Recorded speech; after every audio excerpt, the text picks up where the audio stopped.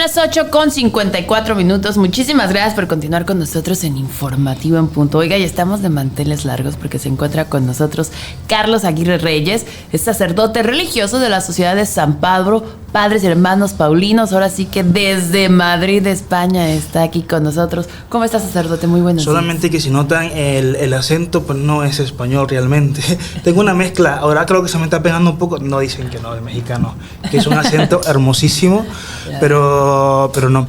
Bueno, bien, gracias a Dios, aquí un poquito acalorado, hecho sopa de estar en Cancún, de estar en Yucatán, ¿no? En la península, es una cosa muy hermosa. Al contrario, bienvenido, por supuesto. Espero que lo reciba muy bien el Caribe mexicano, que es espectacular, que tenemos uno de los mares y de las playas más bonitas del mundo. Doy fe de ello, sí. Pues nada, por aquí estamos. Qué bueno, bienvenido. Quisiera platicar con usted porque también, pues, la ciudadanía, con todo lo que ha pasado, con la muerte lamentable del Papa Francisco, del nuevo Papa León XIV. ¿Quién es ese Papa León XIV que tanto se habla? Que inclusive se ha dicho que era muy amigo del Papa Francisco, que tiene un pensamiento progresista. ¿Quién es? Pues mira, primero, bueno, yo creo que llegamos un poquito tardecito a esto, pero sin embargo no se dejará de hablar en los medios durante, por lo menos hasta durante un año, ¿no? Porque ahora el próximo domingo 18, será la misa de inicio de pontificado, que es, antes le llamaban coronación pontificia, ¿no? Porque usaban una tiara, los papas usaban una tiara. Ahora ya se ha modificado un poco, desde Juan Pablo II, ya no se usa, desde Pablo VI, perdón, ya no se usa más la tiara, y pues es la mitra realmente, y con Juan Pablo II, con Benedicto XVI, ya se cambió a llamarse inicio de pontificado e inauguración de pontificado. ¿Qué pasa con esto? Pues es el día en el que realmente el Papa, digamos que toma posesión como obispo de Roma y sumo pontífice de la Iglesia, aunque ya ha estado electo, ¿no?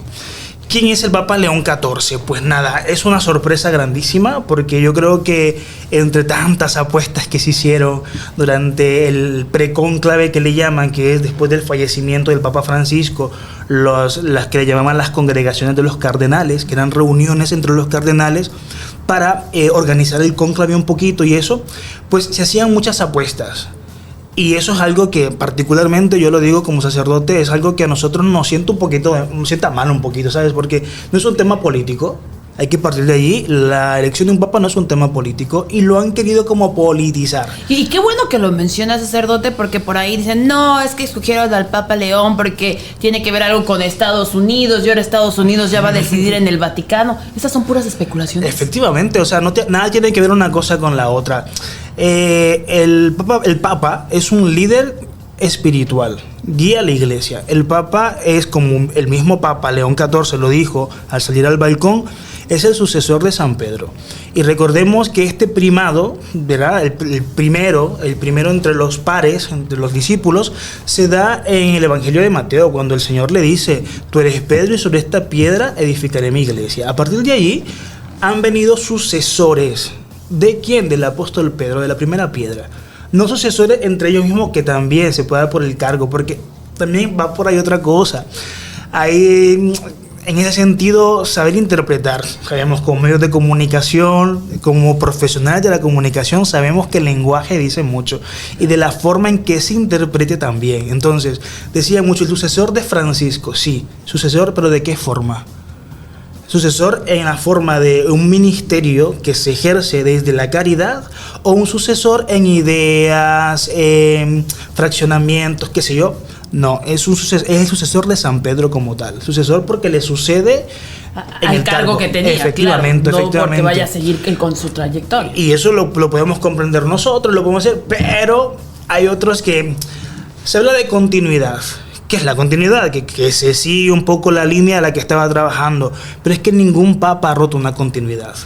Todos han seguido trabajando la línea. Que tendría que ser progresista porque no podríamos regresar al pasado. Sabemos que el Papa Francisco tuvo mucha apertura, inclusive tenía estas charlas, estas pláticas con los niños jóvenes que se acercaban, preguntas difíciles de responder, preguntas que yo en la vida le hubiera hecho a un sacerdote. Si te fijas bien, sí, o sea, es decir, en cuanto a progresión, sí, pero o progreso, mejor dicho, sí, pero en la manera de ser.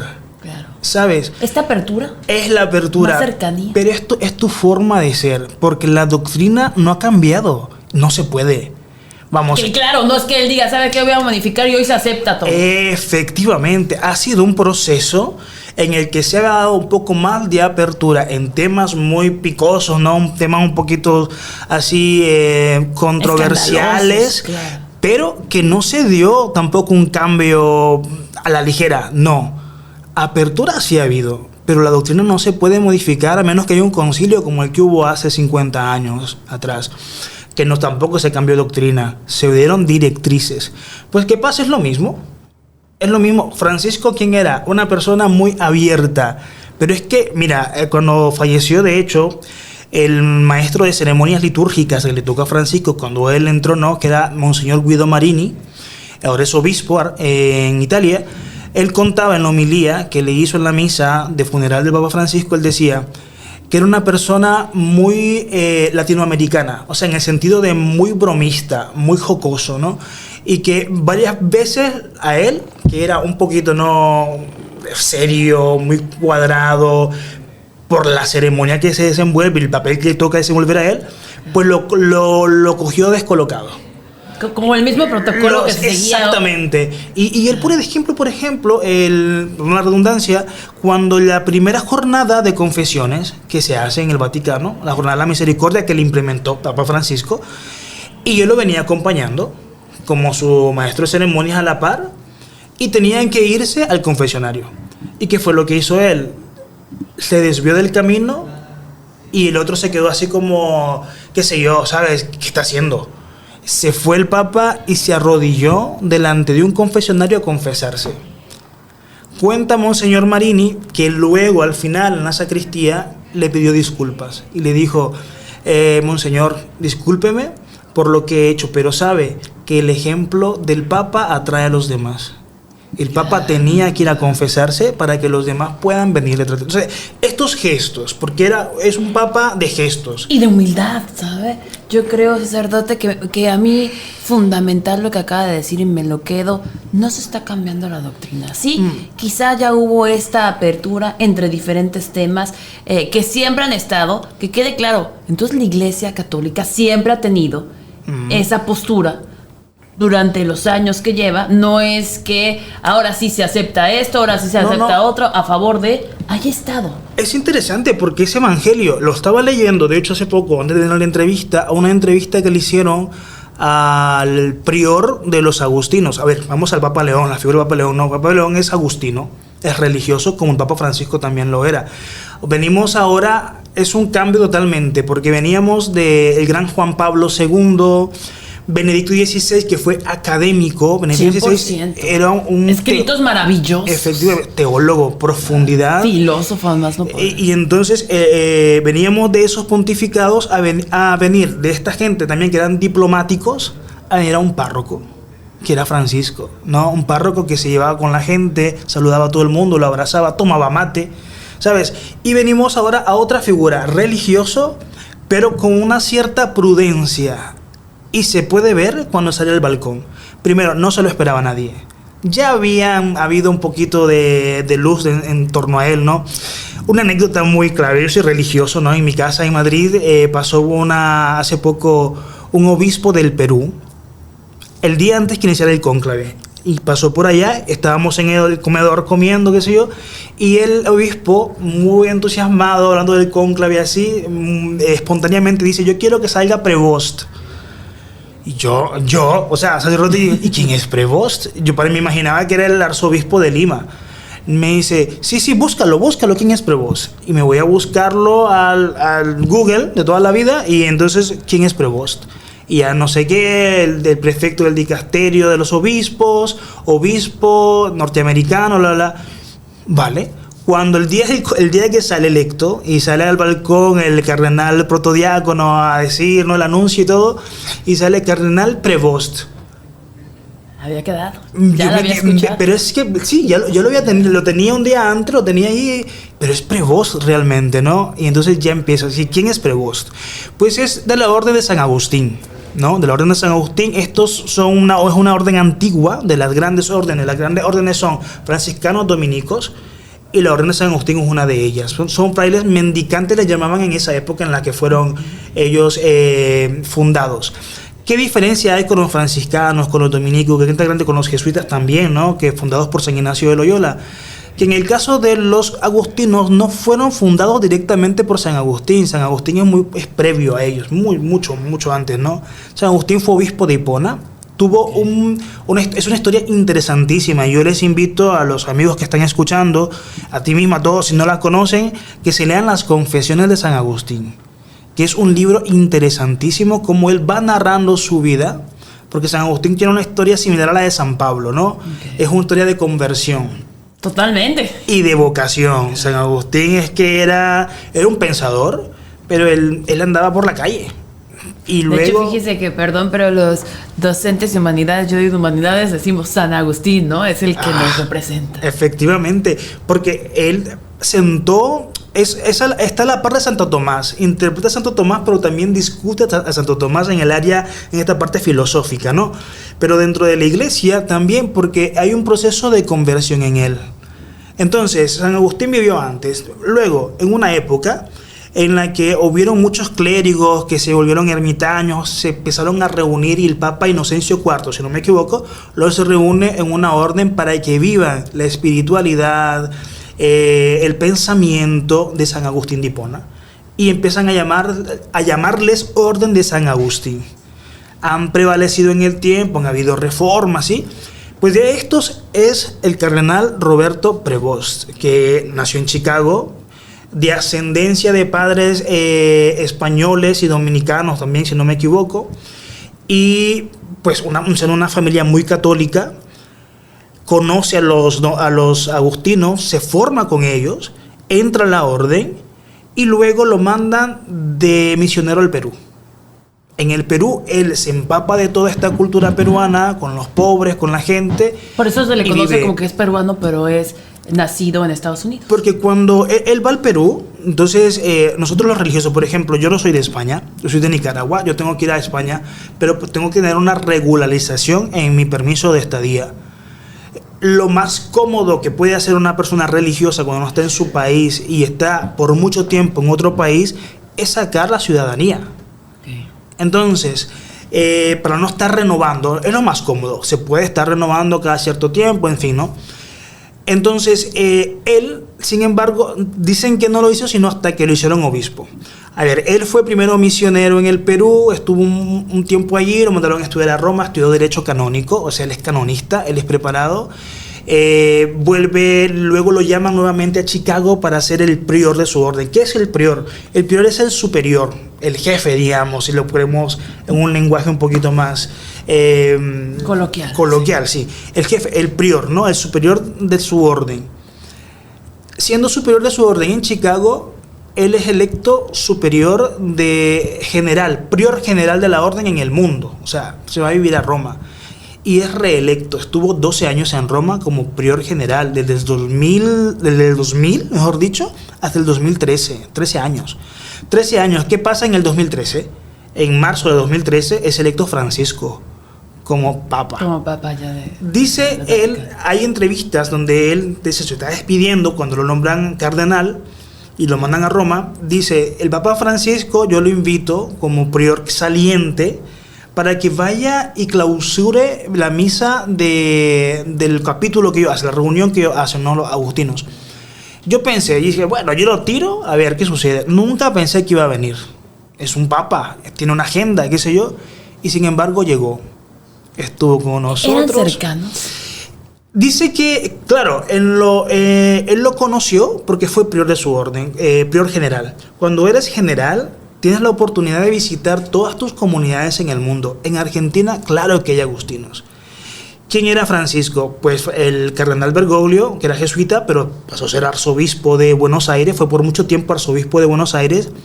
Cuando un superior, no es ley, pero por un orden, qué sé yo, un superior general visita su orden, a su comunidad religiosa en un país, pues se puede abocar al arzobispo. ¿Por qué? Porque el arzobispo también tiene la función de superior de las órdenes religiosas. Dentro de su congregación. Dentro de su jurisdicción. Porque el obispo es el responsable de su jurisdicción, de su diócesis o arquidiócesis, ¿no? Entonces, no es ley, pero sí tienes el deber de presentarte ante el arzobispo. Puede ser, se especula, creo que lo comentó el cardenal Prevost cuando era cardenal el Papa León, que él cuando iba a Buenos Aires coincidieron, hablaron, qué sé yo. Luego de eso, claro, lo eligen Papa a Bergoglio, ¿no? En el 2013, él está en Roma. León está en Roma como prior general. Lo frecuentó alguna vez, hablaron. Dice que le dijo, ¿no? La anécdota que él cuenta, el mismo Papa León cuenta, dice, bueno, ahora te vas a descansar. Porque terminaba de ser general de su orden, un cargo el más grande en su orden, ¿no? Y le tocaba viajar mucho, decidir muchas cosas, etc. Ahora te vas a descansar. No pasaron ni 6 meses cuando lo nombró obispo de una administrador apostólico, no obispo, administrador apostólico de una prelatura, ni siquiera era diócesis. O sea, en jerarquía era menos. Okay. Y con las prelaturas es porque es tierra de misión en el Perú, que se llama Chiclayo. Cuando a él lo invitan a eso, ¿no? Dice, bueno, qué descanso me dio. Pero él lo toma porque él ama Perú. Él vivió tanto tiempo en Perú. Sí, porque qué descanso, ¿no? Y más de misiones. Imagínate, él estuvo desde el 80, más o menos los años 80, mediados de los 80, hasta los 90 y algo en el Perú. Lo mandan luego a Chicago como superior, pero de ahí lo eligen para Roma. Vuelve y lo hacen ahora administrador apostólico, que lo ordenan obispo, pero no es obispo en derecho de posesión. Luego ya sí pasa a ser obispo de Chiclayo en el 2015. Al 2023, es que es reciente, ¿sabes? 2 años, 2023, a él lo crean cardenal. ¿Qué es un cardenal? Pues el cardenal también es... no es un obispo, pero no puede serlo tampoco. Quiero decir, cualquier persona puede ser creada cardenal, porque es un cargo de servicio a la iglesia. Los cardenales son los que se reúnen junto al Papa para deliberar situaciones. Ahí tuvimos lo último, fue el sínodo de los obispos el año pasado, de hecho. Y luego también entre los cardenales que cumplen sus requisitos de edad, está el cónclave que elige al nuevo papa cuando es la necesidad, como pasó ahora también. Pues estaba Prevost allí porque lo mandó a llamar, lo hizo obispo, lo tiene en Chiclayo del 2015 al 2022, 2023, y le dice, bueno, ahora te quiero aquí. Pero cuando eres obispo también tienes la obligación de ir ante el papa, o sea, los conoce, el papa los conoce. Y siendo el papa latinoamericano, o sea, claro, Francisco, ¿cómo no va a conocer a su gente, sabes? Entonces, cercanos, amigos, probablemente, es que no te puedo decir que no, lo conocía, sí, lo conocía y lo conocía muy bien. Y qué increíble que compartían también pues estas ideas, esta apertura. Lo que llama la atención, sacerdote, es que sale el Papa León XIV a dar un mensaje, pero habla en español. ¿Qué significa esto? Se nos enchinaba la piel porque sabemos que hablan muchísimos idiomas, pero en español. ¿Es un papa que va a seguir apoyando la comunidad latina? Es increíble. Y también a mí, lo mismo que tú dices, se nos enchinaba la piel, como dicen aquí, ¿no? Yo cuando estábamos frente al televisor, toda la comunidad viendo, un papa, no sé quién, empieza él con su discurso, que te digo, ha sido muy prudente, porque salió con su libreta, con un papel, una libreta, y más o menos leyó, más o menos, porque fue un poco, ¿no?, siguiendo las pautas. El primer mensaje que da es un mensaje de paz. Lo primero que es un mensaje de paz. Cita al Papa Francisco, porque lo cita, un párrafo del Papa Francisco dedicado, y después dice, mis hermanos cardenales me han elegido para ser sucesor de San Pedro, que es lo que mencionábamos al inicio. Claro. Pero después, cuando empieza, claro, yo estoy escuchando, lo vimos en italiano, ¿no? Cuando cambia y dice, si me permiten, todos nos quedamos maravillados. Es el primer papa que habla en otro idioma que no es el italiano o el latín, que es la lengua de la iglesia, ¿no? Y llama la atención de que él no es latinoamericano, propiamente dicho. Él no es de nacimiento hispanoparlante, no lo es. Él nació en Chicago, él es estadounidense. Sí, claro. Pero claro, cuando se hizo obispo en Perú, a él le otorgan la ciudadanía peruana. O sea, él es ciudadano peruano, él tiene nacionalidad peruana, pero no es peruano, o sea, sí siente peruano de corazón. Y lo más interesante de todo, y ahí vamos, ¿no? Con la humildad y eso, es que él dice, si me permiten, no llega a decir quiero saludar, pero que se traba un poco, ¿no? Y la emoción. Es que hay que verlo. Yo cuando lo miraba, y le mirabas los ojos como llorosos, cualquiera creo yo, ¿no? Claro, y es que aparte no te están nombrando cualquier cargo, te están nombrando el Papa. Sí, el representante del Vaticano, pero el representante de la Iglesia Católica en todo el mundo. De verdad que qué momento tan impactante, qué momento también, yo creo que los tiempos de Dios son perfectos, qué momento desde que conoció a Francisco, desde que se destronaron, desde que a lo mejor también ya era un plan del Papa Francisco que ya lo venía viendo, que ya también él tenía presentando, ¿no? Problemas de salud, sabía lo que pasa adentro, quién iba a ser su sucesor, por qué lo nombra, por qué lo manda a diferentes lugares, quizá lo estaba también, pues ahora sí que enfrentando a todo lo Imagínate, tiene 2 años de ser cardenal nada más, obispo ya pues 10 más o menos, menos de 10 años de obispo, pero como cardenal, y lo pone en menos de un año al frente del dicasterio para los obispos. ¿Qué es este dicasterio? Son los encargados de ver las nominaciones para los siguientes obispos. O sea, por él pasaban los que iban a ser nombrados obispos.